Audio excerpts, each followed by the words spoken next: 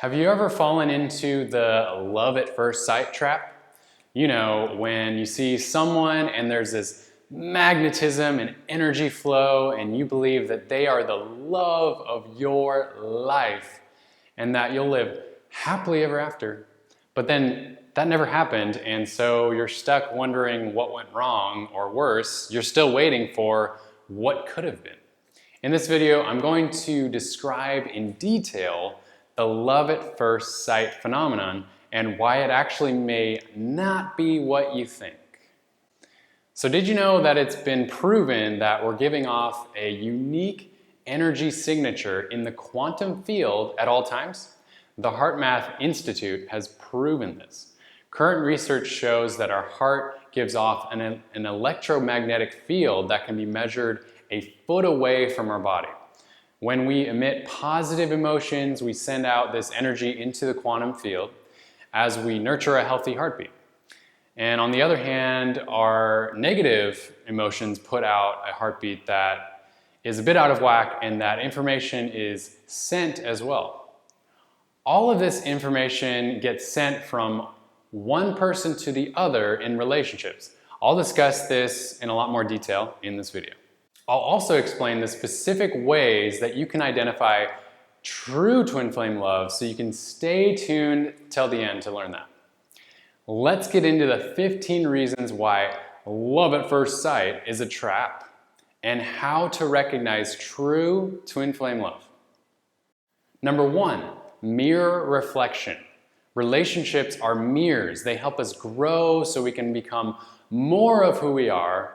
A lot of the time we attract relationships that mirror who we are not, and we feel all the butterflies in the beginning, yet when we confuse it as lifelong love story, that's when it can lead to really painful heartbreaks, because we actually lose connection with ourselves when we get into fantasy land and get attached to someone just because we felt all warm and fuzzy when we first met them. Number 2, if we have traumas in our psyche and emotional body, then we will attract relationships that trigger that inside of us. No joke, it can be trauma at first sight. The person you see could have the same matching wound. In fact, it's practically guaranteed.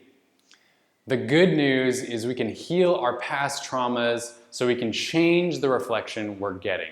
Yet it takes the commitment to going deep and doing the deep work on ourselves. If you want to learn more about trauma healing, check out my friend Irene Lyon's YouTube channel. Number 3, sometimes we have a desire to escape reality and to escape our loneliness, so we look to our love life to fix that. Fall in love today with an unavailable twin flame narcissist so you can daydream all day and escape reality.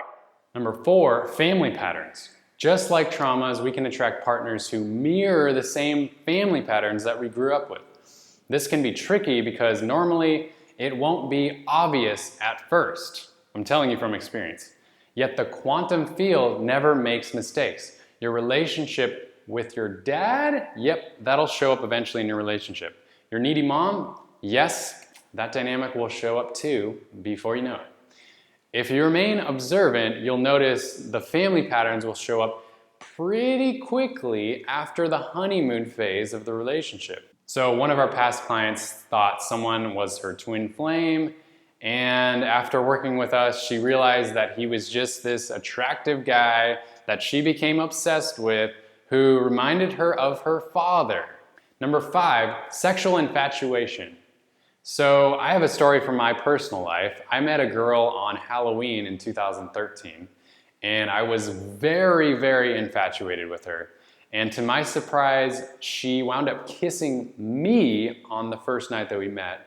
And I was hooked because no girl had ever kissed me before I kissed them. And this initial experience was so amazing and profound for me that I got attached to continuing being involved with her.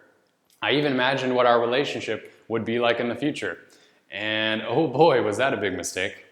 Now I realize that she was definitely not the right match for me. Number 6, what butterflies actually are. Butterflies are oftentimes, they manifest when we are sexually infatuated or it's usually layers of emotions that are connected to our family patterns from childhood that remind you either of mom or dad. And if you have siblings, definitely those can show up as well. So once again, it probably won't seem like it at all in the beginning, yet in time, if you're really aware about the subconscious and emotional patterns that are going on with this relationship, you'll be able to see this clear as day. Number 7, psychological flaws behind love at first sight. This includes the belief that if I feel all these feelings, then they must be the one.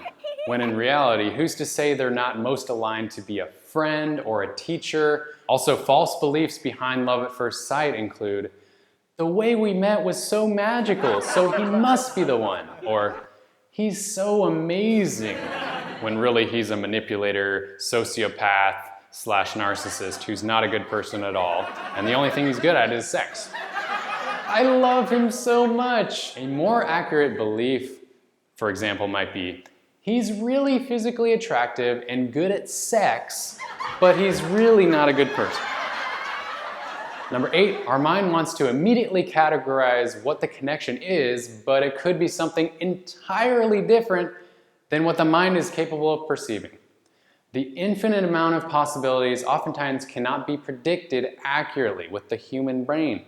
Literally, he could be a pickup artist who studies seduction for a living and is manipulating you by pulling all of your love strings just so he can get in your pants. Seriously, there are guys out there who study this stuff, so be aware of pickup artist stuff. Be aware of the guys who seem too good to be true. More often, they're not. When you really get to know who they are, they could be a hurt little boy inside who manipulates others so he can feel powerful, aka a sociopath. Number 9, the layers of our personality in our astrology. We're born into this world with family ties, astrological connections, also known as a blueprint to certain galactic energies that make up our overall personality. Oftentimes our personality draws in certain types of people, yet it doesn't mean that we're meant to be together. It could just mean that we're compatible, yet we're not necessarily connected on the deepest soul level. Number 10, the season we're in life. There are an endless amount of seasons we are in life. And sometimes we're in a bachelor or bachelorette phase. Sometimes we don't want any romance at all. Sometimes we want to just be alone and be with ourselves. Sometimes we're feeling super freaky, and sometimes we just want to have fun. Sometimes we want friends with benefits. Sometimes we want the whole package. Remember, what pulls our heartstrings isn't necessarily true love. So use discernment and stay aware. Maybe give that nice guy a chance who's already in your life, yet you didn't think about him as a romantic possibility. I'm just saying so. He could be a great catch. Number 11, the state we're in. Maybe we're feeling sad and this person mirrors our sadness so well that it sparks deep sensations all over our body. We think it's the love of our life, yet in reality it's someone who shares the same pain that we do. This could be a heartbreak of a mess of a relationship disguised as a beautiful looking potential partner. Oftentimes our perception of love can be wrong. Number 12, constantly looking for the one reinforces not having it. When we are chronically looking for the one, we're telling the universe that we don't already have oneness within ourselves, that we aren't already love. Someday we'll be happy and have the love that we want. Yet in reality, the love potential for ourselves is here and now. Stop pushing love away. We can embrace our wholeness right now. A great video is Overcoming Fear of Rejection up there. Number 13, attaching to the how makes us psychically blind. When we assume that what happens in the first moment when we meet someone, how it happens, that defines whether it is true love or not, we're completely limiting ourselves to the abundance of love that could be trying to find us just because we're limiting how it can happen and throwing away all of the other possibilities, throwing the baby out with the bathwater. Other than the butterflies, the intense eye contact, the soul gazing, the palm sweating, and the list goes on and on and on and on. What if the first time seeing your most ideal well-matched, committed life partner, your twin flame, could start with a relaxed, calm, friendly encounter? What if the butterflies could build over time in the weeks and the months and the years to come? What if you gave that nice guy a chance? I'm not saying love at first sight isn't possible. I'm just saying that it isn't always what we think it is. Number 14, if we're looking for love at first sight, then we probably don't fully love ourselves. 100%. So in this case, it'd be codependency at first sight. Once again, if we're constantly seeking love out there, then we probably don't fully love ourselves in here. We're always manifesting, yet as we manifest from the outside looking in, we'd attract a codependent type relationship. As Bashar says, you cannot make change by working outside of yourself. You have to change what's inside in order to see change, because outside doesn't really exist. It's an illusion, a reflection. So if relationships aren't going so well, focus on changing what's inside first. Do the work because you're so worth it and you deserve to live your best life. Number 15, we think it's the right match, but it's not the right timing.